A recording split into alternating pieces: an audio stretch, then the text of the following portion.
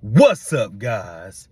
Now, I'm gonna tell you guys two of my crazy, well, not really crazy, but these are gonna be some Uber story times that's been on my mind.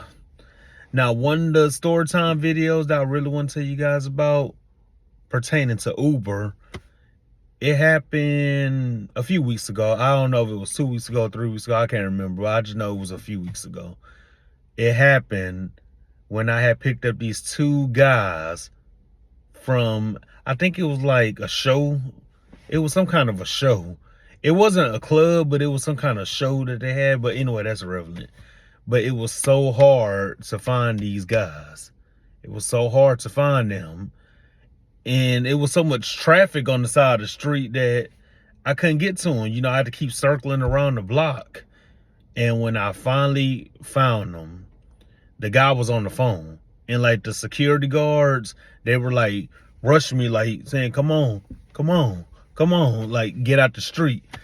And those are the trips that I really hate, because I don't like those trips where it's all these cars and all these people just wandering around and I'm trying to locate my customer. I hate those trips, but I take them because the money's good. And this was at nighttime because I decided to do Uber overnight. I can't remember what day of the week it was, but it was at nighttime. So the guy was on the phone and he was like, oh, I see you. I see you. Hold on. Let me go get my friend. So he like running, trying to go find his friend or whatever. And when I look behind me, I see him dragging his friend, you know, because I guess his friend had got drunk. Like, I didn't even know it was that kind of a show. But I guess he had a little bit too much to drink at the show. I don't even know what kind of show. He told me what kind of show it was. I can't remember. But that's not really important. That's not the main point of the story. But I'm getting to the main point of the story. Just be patient with me, guys. Just be patient. So they got in the car. Well, he got in the car. The guy I was on the phone with, he got in the car with no problem. But he had to literally pull his friend into the car because his friend was so freaking drunk that he couldn't even pull his body weight up to get in the car. So he got in the car, and then next thing I know, I just see him slouched over like this. And so I asked him, I say, sir, you're not going to throw up in my car, right? Because that is my biggest fear, somebody throwing up in my car. Because I hear all the stories. Oh, you better not be going to the clubs late at night because somebody going to throw up in your car. Well, I get so paranoid about that because I had it happen to me before. Well, I had a lot of close calls. I had a lot of close calls with people about to throw up in my car, but I never really had them actually all in my car. So I asked him, you know, would you like me to roll down the window? And then he was like, so his friend or boyfriend, whoever it was, because I didn't even know that they were gay. Maybe they were lovers or something. I don't know. But he was like, hey, you good? You good? And next thing I know, they hugging and stuff like that. I was like, that ain't got nothing to do with me. But that's irrelevant. So he rolls down the window. I say, hey, if you need me to pull over or anything during this trip, let me know. He was like, I think I'll be good. I think I'll be good. I said, would you like me to open up the door so you can throw up? He was like, no, I'll be good. I'll be good. I don't remember how long the trip was, but I think it was between 8 to 15 minutes. It was something like that. So I'm like driving and I keep looking behind me as I'm driving because all I hear him doing is, I'm like, do you need me to stop? Do you need me to open the door? And he was like, and so his boyfriend or friend, whoever the hell he was to him, he was like, buddy, we're almost there. We're almost there. Just hang in there. I'm like, don't tell him to hang in there. If I need to stop this car, let me know something. He ain't finna hang in there. No. If I need to open up the door or let that window down, he can throw up out the window, but I don't want to get in my car. So next thing I know, he like, so I just pull over on the side of the road and I stop the car. I say, are you good? He like, I'm good. I said, are you sure? Are you good? He like, I'm good. I'm like, okay, because I don't want you throwing up in my car because I have other people to pick up. So please let me know if you need me to stop this car. Please. That's all I ask. He like, oh, I think I'm good. So I take off maybe about 10 miles per hour. And then he's still making all kinds of noise. I'm like, the next thing I know, I hear him like, it sounded like he was spitting. Like, I just heard him going like, psh, psh, psh. That's all I heard. And I'm like, what's that noise? I'm like, it sounded like he was throwing some water out the window. So I turned around. And then he like, ah. And so he rolls up the window. And so I'm like, okay, well, I don't think he threw up. Maybe it was close. Because I just heard him spitting. I'm like, well, he just spitting, or maybe he threw some water out the window. I don't know. I said, he should be good. So I make it to the hotel, because that was their drop-off destination. So I make it over there. And then his friend, he hops out the car. And then he goes on his side to let him out. And then I see him, like, he trying to walk with his friend, but his friend is so drunk that he can't walk. And he like run into the walls, run to the buildings. And I'm like, y'all be careful. Y'all be careful. I hope you feel better. That's what I'm telling him. You know, I'm looking over this. I hope you feel better, sir. And then he like making noise like, ah. That's all I hear him doing while he walking to the, well, attempting to walk to the hotel.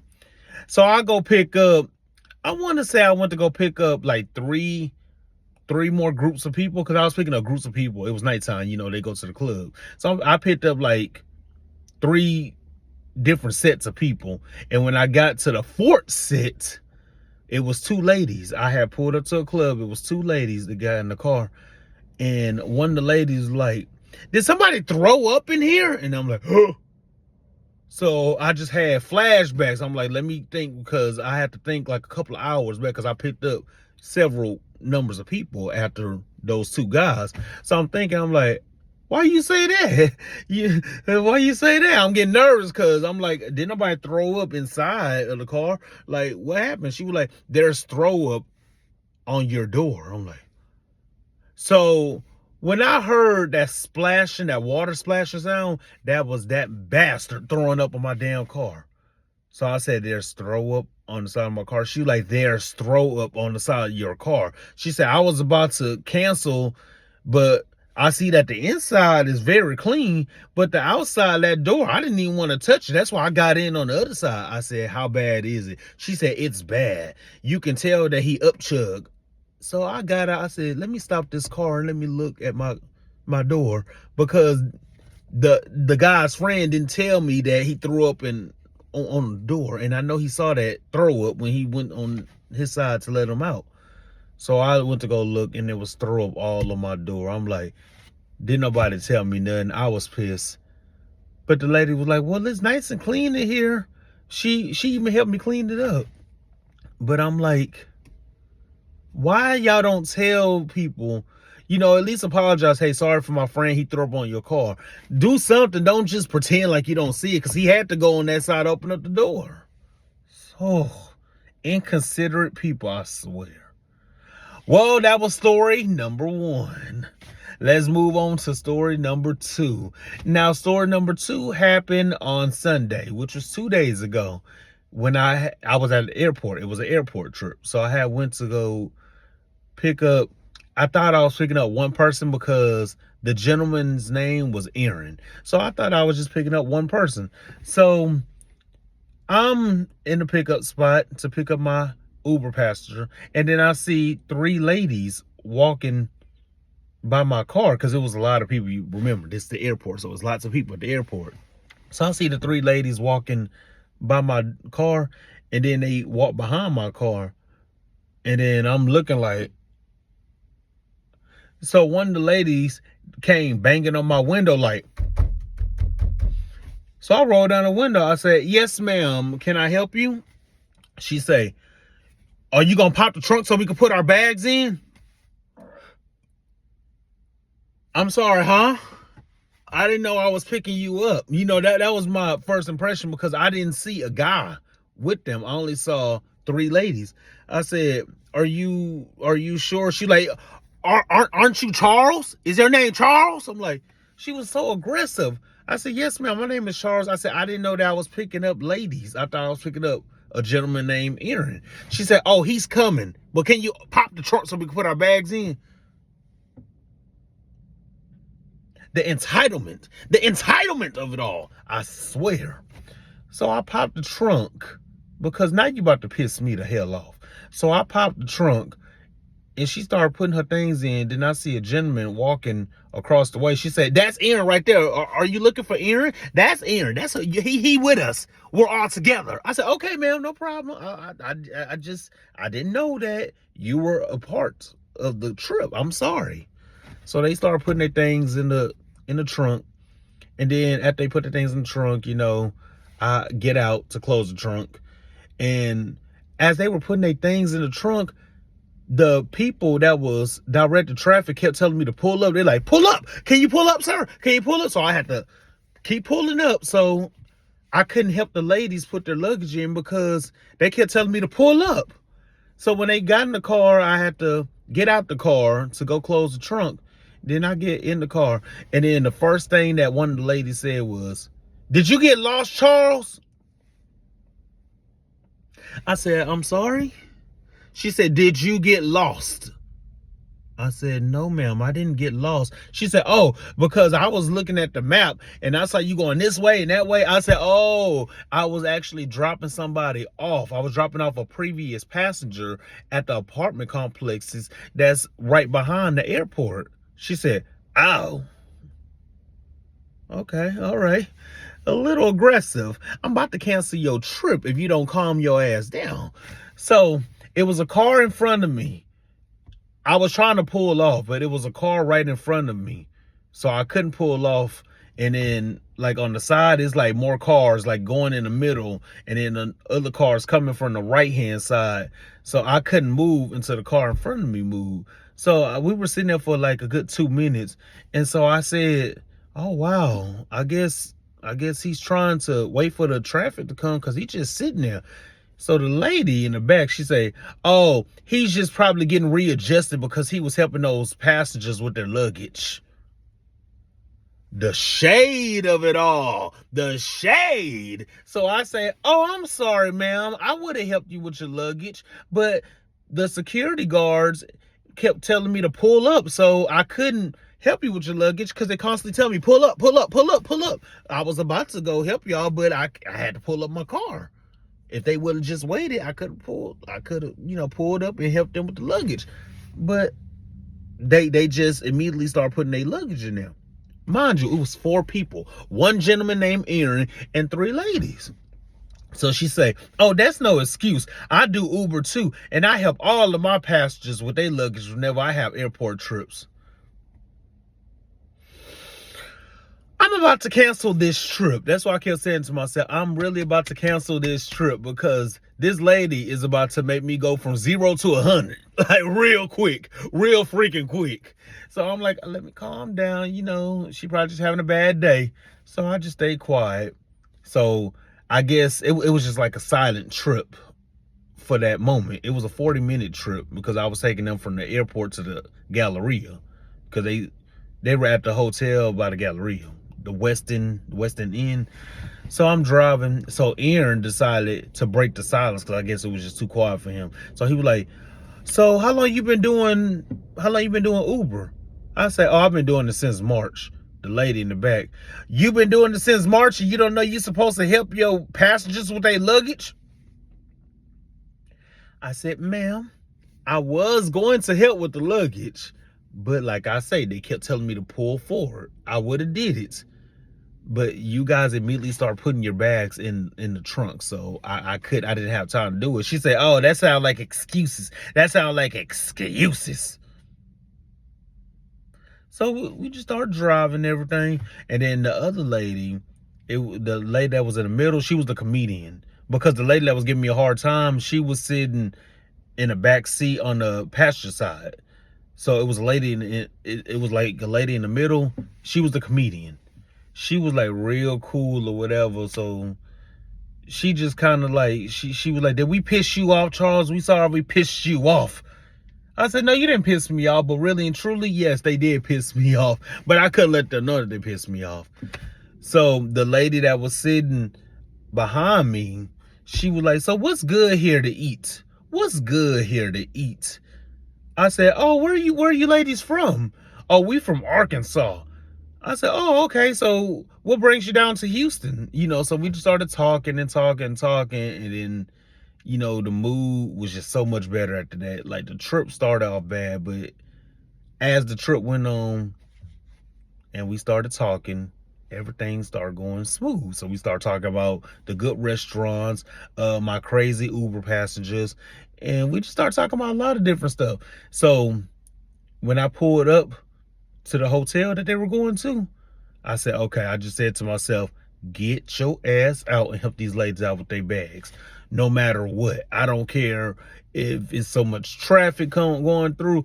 Help these ladies with their bags, because I just felt bad. I felt bad that I didn't help these ladies with their luggage. I should have just ignored the security guard saying, pull up, pull up, pull up. I should have ignored all that, and I should have just got out and helped. So I said, okay, I'm going to help them with their luggage. So we pulled up in front of the door of the hotel, and the lady that was sitting in the back behind the passenger side, she say, okay, Mr. Charles, you got one more time to make it right. Let's make it right. Help us with our luggage. I said, yes, ma'am. I hurried up and I got out that car, and I helped all those ladies and Aaron, the guy that was in the front of me. I helped all four of them with their luggage. And the lady that was giving me a hard time gave me a $40 tip in cash. I was shocked. And she even wanted me to pick them up again. She said, so we're going to be down here till Wednesday. Do you pick up people during your personal time? I said, well, if you need a ride, I don't mind doing it. She said, well, give me your number. She said, we'll take care of you. You were a lot of fun, Mr. Charles. You were a lot of fun. So I'm glad I was able to make that day. I'm just glad that trip ended on a positive note, because the whole trip could have went south. It could have went south. And I'm just glad I didn't cancel. I'm glad I didn't lose my cool. I'm just glad that everything worked out just fine. So the moral of this story is, never lose your cool when it comes to a rude customer, because you never know, the mood might lighten up throughout the trip. Or sometimes if I feel that the customer's rude, they start off rude, I just remain quiet through the whole trip. But these ladies were a lot of fun. Even though it started off a little rocky, it ended on a... Sorry, I got a phone call. But even though it started off a little rocky, it ended on a positive note. And I want to tell you guys another story of something that happened to me yesterday, but I don't know how you guys feel about it, because it's nasty. It's nasty. I want to tell y'all, it's a poop story.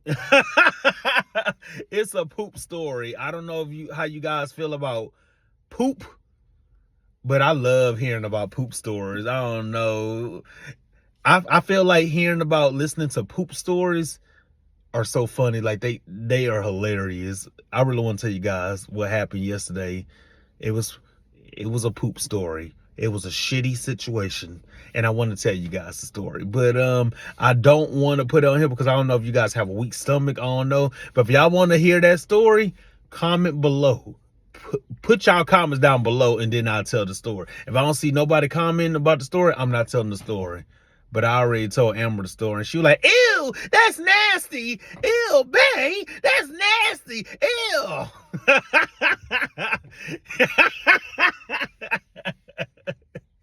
So that's why I'm kind of scared to tell y'all that story, but please put your comment below if you want to hear that story. All right, you guys. Well, those are my two interesting Uber stories. Stay tuned for that poop story if y'all want to listen to it, and stay tuned for future videos. All right, you guys. Peace out.